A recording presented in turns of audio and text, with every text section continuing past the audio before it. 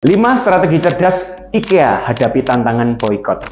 Bagaimana mungkin bermula dari kaki meja yang bisa dilepas, mampu mengubah industri furniture dunia, malah perusahaan ini sempat diboikot oleh pemasoknya sendiri. Tapi ide sederhana dari seorang karyawan membawa perusahaan itu mendunia, semua dimulai dari seorang anak petani Swedia berusia 17 tahun.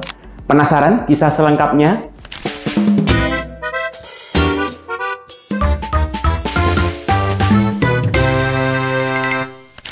Kembali lagi di Weekly Innovation Dose. Kali ini saya ingin mengajak Anda flashback pada tahun 1943.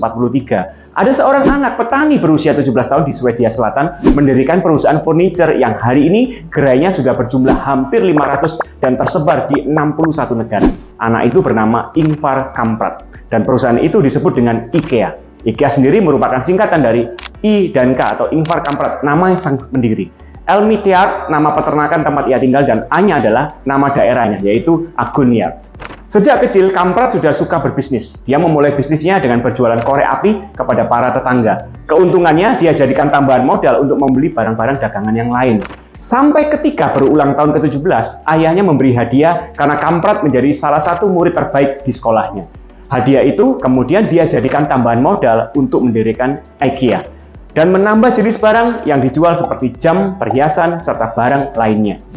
Ketika orderan semakin banyak, Kamprad mulai menerapkan sistem mail order dan memperkerjakan pengirim susu lokal untuk mengirim produk ke pelanggan dan terus berkembang dengan dukungan iklan di koran lokal dan menambahkan furniture sebagai barang jualannya. Rupanya, furniture buatan para pengrajin lokal itu mendapat respon positif dan itulah yang membuat IKEA jadi tambah maju sehingga di tahun 1953 Kamprad membuka showroom. Berjalannya waktu, Kamprad semakin paham bahwa orang-orang Swedia memerlukan produk furniture yang fungsional, stylish, dan harganya terjangkau. Itulah yang mendorong Kamprad menciptakan lini bisnis furniture yang murah, stylish, dan yang penting gampang dirakit. Ide membuat produk furniture yang bisa dirakit sebenarnya berawal dari pemikiran karyawannya yang bernama Gillis Lundgren. Sewaktu-waktu Lundgren kesulitan ketika harus memasukkan meja ke bagasi mobilnya. Kemudian dia berpikir, alangkah mudahnya kalau kaki-kaki meja itu bisa dilepas dan nanti dipasang sendiri oleh customer ketika tiba di lokasi. Nah, itulah yang menginspirasi Kamprad untuk mengembangkan konsep furniture flat ala IKEA. IKEA saat ini sudah hadir di 61 negara dengan memperkerjakan lebih dari 200.000 karyawan.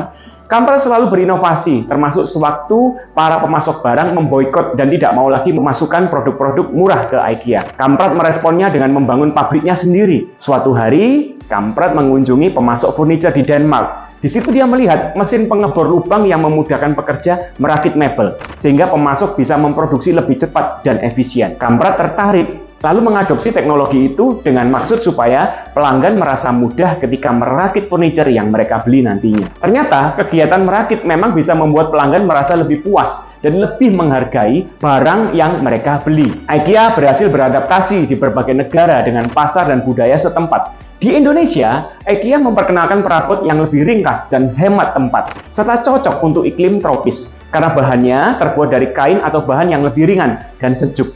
Selain itu, toko IKEA di Indonesia menyediakan arena makanan dengan menyuguhkan menu-menu lokal. Sebagai perbandingan, di Jepang, IKEA menawarkan perabot multifungsi yang hemat ruang dan sesuai gaya hidup minimalis. Karena ruang hunian di sana kan umumnya terbatas dan mahal. Mereka juga menawarkan produk dengan desain estetis ala Jepang dan kampanye pemasarannya yang disesuaikan dengan budaya dan bahasa lokal.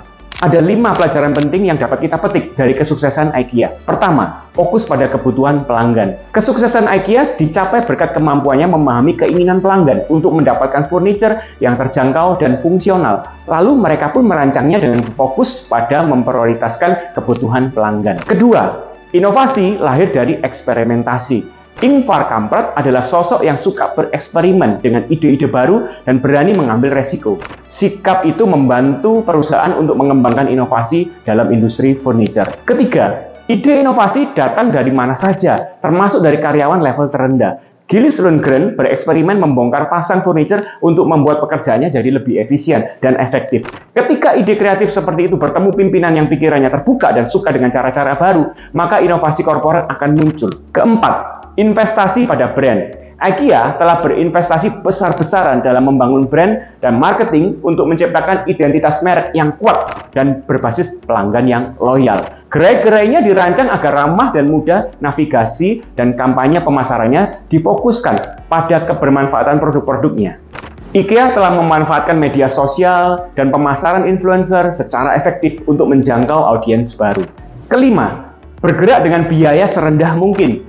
Modal bisnis IKEA didasarkan pada efisiensi dan penghematan biaya. Perusahaan ini menggunakan berbagai strategi untuk menjaga biayanya tetap rendah, seperti pembelian bahan dalam jumlah yang besar dan pengemasan.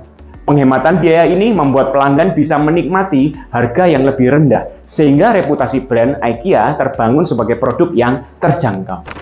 Nah, yang Anda butuhkan adalah kejelian memahami peluang, baik yang datang dari kebutuhan pelanggan yang belum terpenuhi maupun yang datang dari proses bisnis yang pesaing abaikan. Lalu, belajar bereksperimen dan perbaiki. Begitu seterusnya. Jika seorang anak petani berusia 17 tahun mampu membangun perusahaan furniture terbesar dan terkenal di dunia, maka saya pun percaya Anda pun bisa melakukannya. Oke, jangan lupa untuk like dan subscribe, follow semua akun sosial media SLC Marketing Inc. Saya DSW, Dr. Sandi Wahyudi, CEO SLC Marketing, founder komunitas bisnis keluarga Connectpedia. Sampai jumpa di Weekly Innovation Dose berikutnya.